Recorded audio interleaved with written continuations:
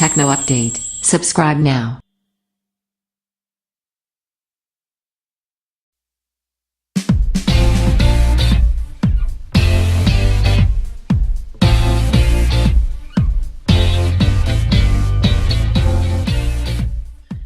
Vodafone Smart Prime 7 Review.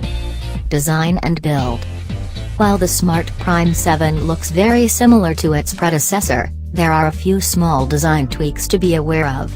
They come mostly in the style department, and the phone has lost its shiny silver border which ran around the edge of the Prime 6.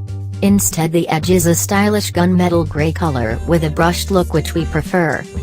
Some of the hardware in the Smart Prime 7 is exactly the same as its predecessor. This includes the screen, rear camera, storage, RAM and more.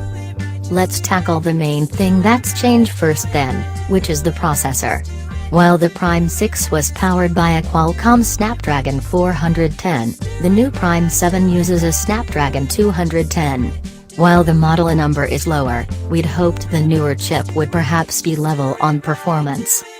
It's still a quad-core chip and runs at 1.27 GHz according to Geekbench 3, despite being listed as 1.1 GHz by Qualcomm. However, it's only 32-bit and uses Cortex-A7 compared to A53 cores found in the 410. Even ARM says the A53 delivers significantly higher performance than the highly successful Cortex-A7. The Snapdragon 210 also doesn't benefit from big little architecture, which balances the cores between power and efficiency, and has a slightly lower grade Adreno 304 GPU. If all of that is a little bit too technical for you, here it is in layman's terms: the 210 is a downgrade compared to the 410 in performance, and it shows in the benchmark results. Sometimes the numbers don't reflect the real-world experience of a phone, but while the Prime 7 is smooth most of the time, you do notice and perceive the lack of raw power at times. You can run games such as 3D endless runners, like Temple Run 2, but it's not all plain sailing, and tasks such as switching between apps can be jerky and slow at times. There's nothing outstanding in terms of the Smart Prime 7 specs with the kind of core hardware you'd expect for the price. It still offers 8GB of storage, of which 5GB is available to the user. That's not much, so it's a good job. There's still a micro SD card slot which can take up to 128GB. You'll probably need it before long. Cameras.